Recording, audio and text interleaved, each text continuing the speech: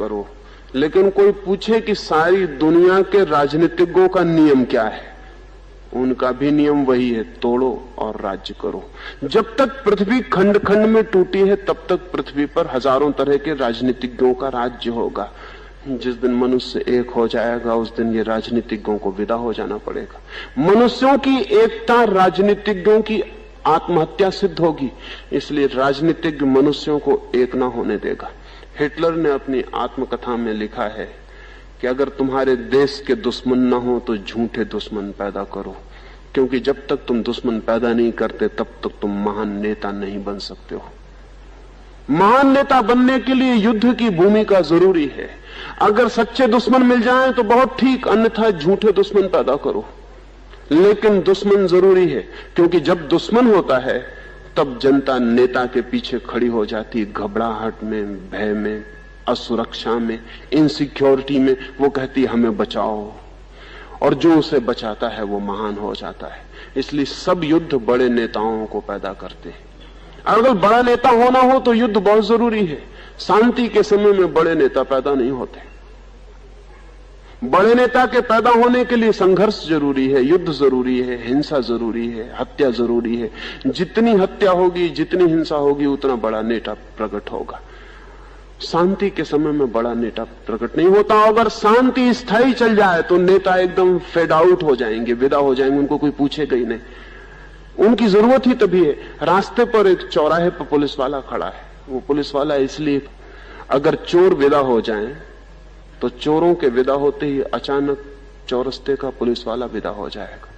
चोरों के विदा होते ही मजिस्ट्रेट विदा हो जाएगा। इसलिए मजिस्ट्रेट ऊपर से चोरों को सजा दे रहा है, भीतर से भगवान से प्रार्थना करता है कि रोज आते रहना।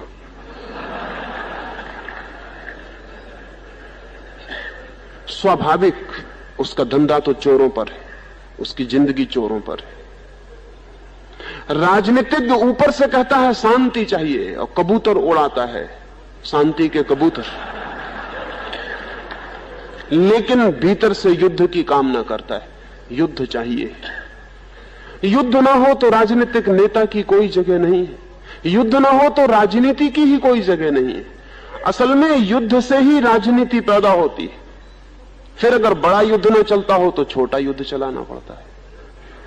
अगर मुल्क के बाहर कोई लड़ाई ना हो तो मुल्क के भीतर लड़ाई चलानी पड़ती है। अगर मुल्क के भीतर भी ना हो तो एक ही पार्टी को दो हिस्सों में तोड़ के लड़ाई चलानी पड़ती है।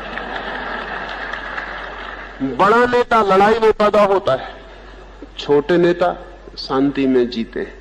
छोटे नेता कभी बड़े नहीं हो सकते अगर लड़ाई ना चलती हो। तो लड़ाई चलनी ही चाहिए, किन्हीं भी तलों पर, हजार हजार तलों पर लड़ाई चलनी चाहिए। लड़ाई नेता को बड़ा करती है, जनता को आतुर करती है, जनता की आंखों को उठाती है नेता को देखने के लिए। इसलिए नेता निरंतर नई लड़ाई की चेष्टा में संलग्न। और मजा यह है कि रोज मंच पर खड़े होकर कहता है कि शांति चाहिए, एकता चाहिए, मनुष्य इकट्ठा हो, सब एक हो। इधर मंच पर ये कहेगा, मंच के पीछे सारे उपाय करेगा जिनसे मनुष्य एक ना हो पाए, जिनसे कभी आदमी इकट्ठा ना हो पाए, जिससे पृथ्वी कभी इकट्ठी ना हो पाए। इसकी पीछे कोशिश चलेगी। लेकिन ये हम समझ सकते हैं, एक डॉक्टर है, वो मरीज का इलाज करता है और मरीज की तरफ सब तरफ से कोशिश करता है कि मरीज ठीक हो जाए। डॉक्टर मरीज को ठीक करने के लिए है। लेकिन पता है कि जब महामारी फैलती है, प्लेग फैलती है या अब फ्लू फैलता है, तो डॉक्टर आपस में कहते हैं कि सीजन चल रहा है। डॉक्टर का सीजन तो तभी आता है, ऋतु तभी आती है धंधे की, जब फ्लू फैले, प्लेग फैले, मलेरिया फैले। को शांति चाहनी हो तो राजनीतिज्ञ को विदा देना जरूरी हो गया। वो हट जाना चाहिए, उसकी कोई जगह नहीं होनी चाहिए। लेकिन आज उसी की जगह है, वही सब कुछ है,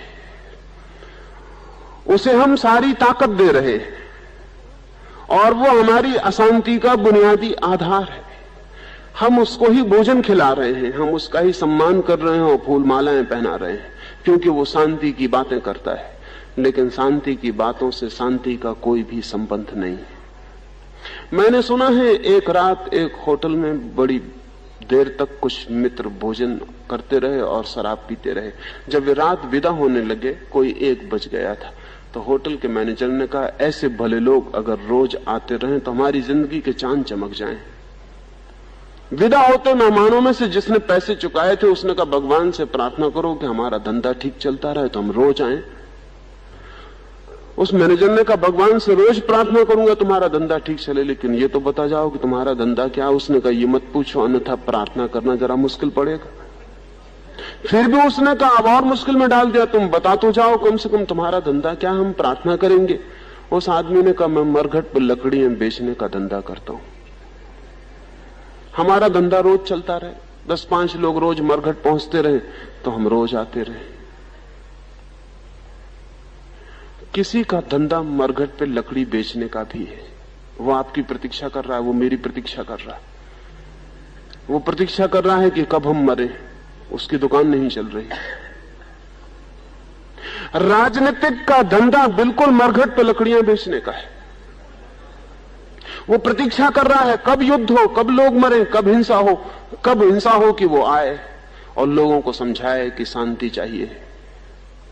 इधर वो युद्ध भी करवाएगा, दंगे भी करवाएगा, उधर दंगे को मिटाने के लिए अमन कमेटी, शांति कमेटी भी बनवाएगा। वही आदमी संघर्ष करवाएगा, वही आदमी शांति के लिए आके व्यवस्था भी करेगा।